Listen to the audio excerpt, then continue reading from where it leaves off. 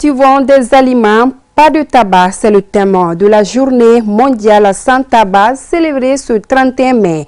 Un thème qui fait allusion à la fermeture du circuit de production de ce produit qui nuit gravement à la santé. À suivre dès l'entame de ce journal avec Mariam Sissoko.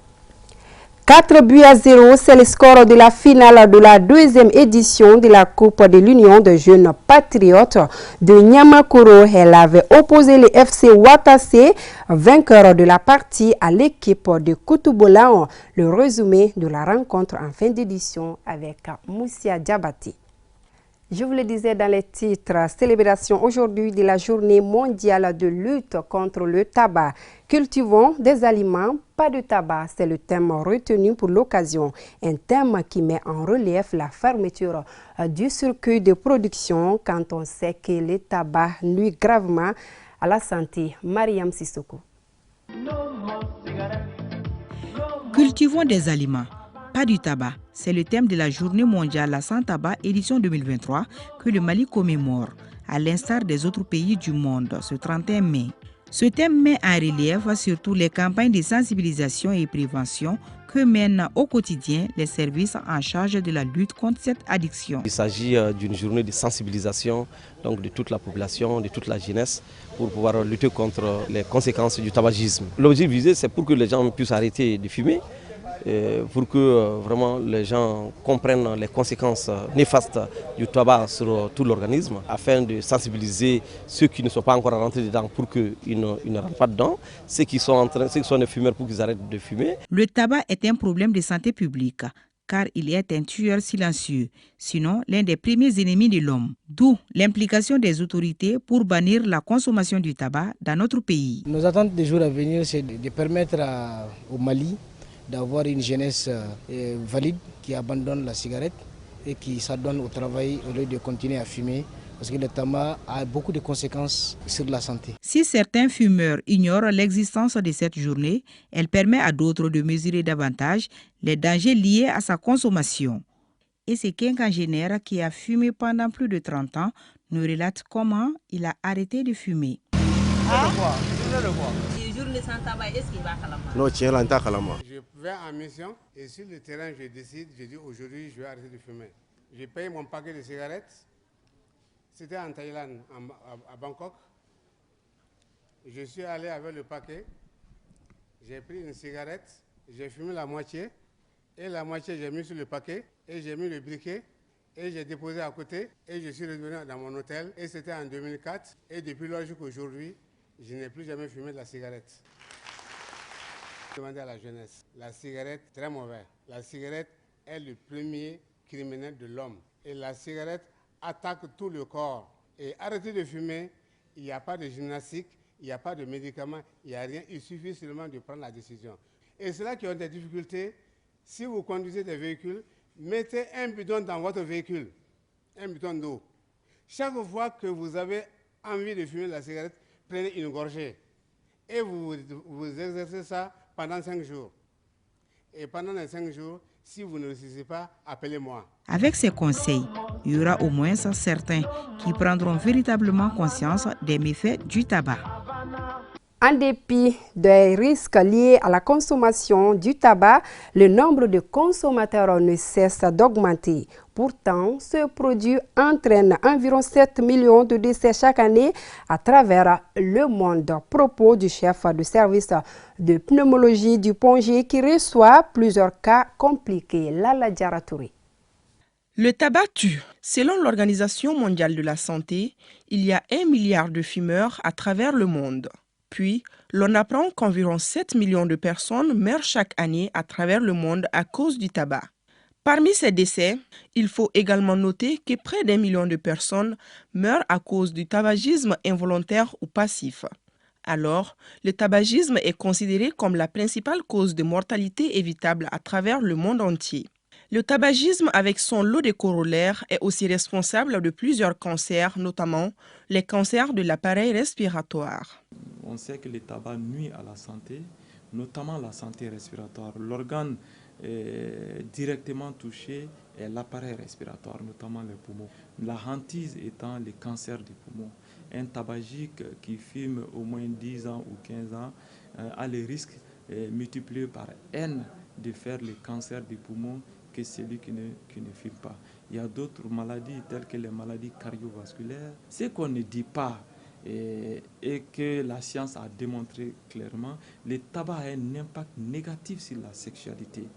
Il faut cependant noter qu'on assiste de plus en plus au tabagisme de la couche juvénile, mais surtout le tabagisme féminin qui est très récurrent ces dernières années. Le tabagisme féminin a une recrudescence au plan mondial, même au niveau africain et au niveau malien. On a malheureusement vu une recrudescence, surtout dans la population juvénile, avec l'avènement de la chicha. Parmi des jeunes lycéens qu'on a répertoriés, près de 3000 élèves, plus de la moitié étaient des jeunes filles. Étaient des jeunes filles qui consommaient la chicha, donc consommaient du tabac dans la moitié des cas. Donc, toutes ces conséquences qu'on vient de décrire peuvent atteindre aussi les organes féminins.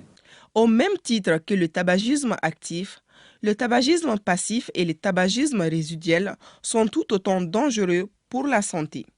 Mais le tabagisme passif, c'est celui qui, à côté du fumeur actif, va inhaler ces fumées dégagées. Donc, il a à peu près les mêmes risques d'attraper ces pathologies respiratoires et cardiovasculaires que celui qui est en train de fumer. Il y a des tabagismes résiduels. C'est ce tabagisme où la personne n'a pas vu celui qui a fumé de façon active, mais il a fumé, il est parti et il y a des dépôts, des particules qu'on ne voit pas à l'œil qui se sont déposées et lui, le lendemain ou le même jour, à une heure X, peut inhaler. C'est ça qu'on appelle le tabagisme. Et les études ont montré clairement, même le tabagisme résiduel a un impact négatif sur la santé humaine. Une prise de conscience s'avère donc nécessaire car le continent africain compte près de 77 millions de fumeurs et si rien n'est fait, ces chiffres pourraient augmenter de 40% d'ici l'horizon 2025. Caravane du nettoyage et de la propreté. L'initiative est de Mali Clean Tour, une entreprise privée de la place spécialisée dans le domaine. Ainsi, la structure apporte sa contribution aux initiatives d'assainissement de la ville de Bamako. Mantia Traoré.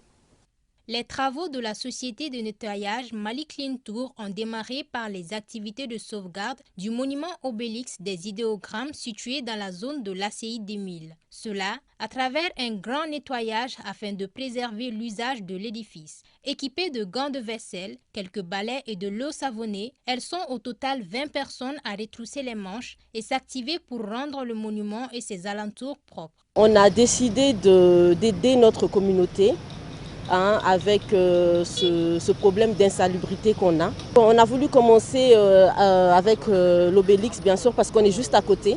Donc déjà, on commence petit à petit, à côté, et ensuite, après, on va essayer d'aller un peu plus loin. Le Mali Clean compte vraiment continuer avec le Mali Clean Tour, Inch'Allah. On va essayer de faire de belles choses ensemble, essayer d'aider nos autorités dans le combat contre l'insalubrité. Pour les organisateurs, la conservation de la nature est essentielle pour assurer à la population une meilleure qualité de vie. Ainsi, depuis 2007, la société Mali Clean Tour s'engage intégralement dans le processus d'assainissement de l'environnement. Dans son combat, elle appelle tout un chacun à faire acte de civisme. Il y a un message que j'aimerais passer aux citoyens. Il faut qu'on arrête de salir notre environnement. Il nous faut un environnement sain pour tous. La bonne action est toujours récompensée.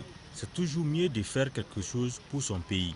Nous les encourageons vraiment pour cette initiative. On doit encourager, donc vraiment, une initiative élargie.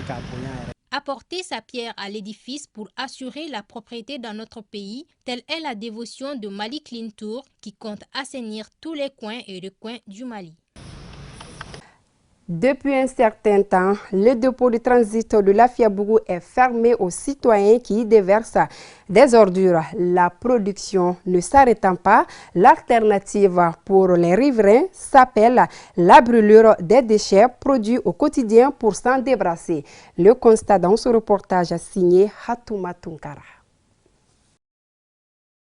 Nous sommes à Lafiabougou, en commune 4 de Bamako. Face au cimetière se trouve un dépôt d'ordures appelé Mont Kilimandjaro. Ces derniers temps, le comité en charge de ce dépôt a formellement interdit de déposer les ordures.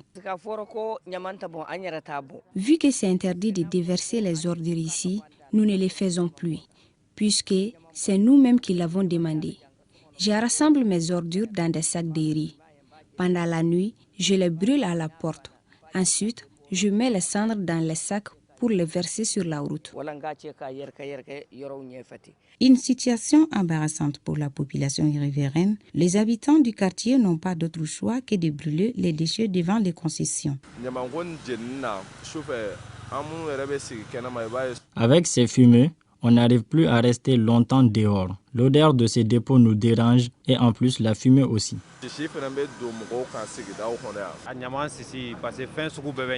Ce n'est pas du tout facile. Il y a toutes sortes de choses dans les ordures. Avec la fumée, c'est encore pire.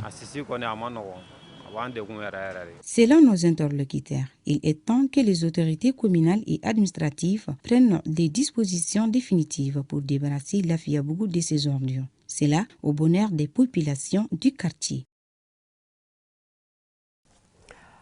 Sport football, finale de la deuxième édition de la Coupe de l'Union des jeunes patriotes de Niamakoro. La rencontre a mis aux prises le FC Watassé et l'équipe de Koutouboulaon. Un match remporté par le FC Watassé par le score de 4-0. Le résumé de la rencontre avec Moussa Diabati. Deuxième édition, au final Bakenaka. Les quartiers populaires de Niamakoro a vibré au rythme de la finale de la Coupe UGPN, l'Union des jeunes patriotes de Niamakoro, qui a opposé l'équipe de FC Watassé et celle de Koutouboulaye. Un match à sens unique. FC Watassé en blanc va dominer dès l'entame du jeu avec une large possession. Ainsi, avec cette hargne de vaincre, ils ouvrent les scores à la 8e minute et enfoncent ensuite le clou avec un deuxième et troisième but, 3-0, score à la mi-temps. Le match se passe dans un bon climat. Je pense que le fair play est en train d'emporter. Et le score déjà il est très marqué. Il y a 3-0 déjà pour une équipe. Je pense que l'autre équipe va revenir à la charge pour qu'on puisse avoir un match plus équilibré. Parce que le sport, c'est un facteur d'intégration, de cohésion, mais aussi de paix, parce que c'est un langage universel. Donc je suis très fier aujourd'hui d'être associé à cet événement. Pour magnifier la cérémonie au cours de cette mi-temps, quelques attestations ont été distribuées à des invités de marque. Au retour de la pause, les jaunes tenteront de revenir au score, mais l'efficacité manquait chez les vétérans de Koutouboulaye. Finalement, les FC Watassé met fin au suspense en marquant les 4e buts dans les arrêts de jeu et remporte ainsi la deuxième édition de la Coupe UGPN. Aujourd'hui, la clé de notre victoire a été le collectif. Et c'est ce plan de jeu que nous avons mis en place bien avant le match. Je salue les organisateurs de ce tournoi, car la jeunesse était en manque de ce genre de compétition pour s'épanouir. Un grand merci à eux. En guise de récompense, l'équipe de Koutouboulaye, vaincue, se console avec une enveloppe de 50 000 francs CFA et les FC Watassé, le vainqueur, gagne en plus du trophée 100 000 francs CFA. Vivement la 3e édition. C'est ce qu'il fallait retenir de cette édition. Merci à vous de l'avoir suivi et à demain. Plaise à Dieu.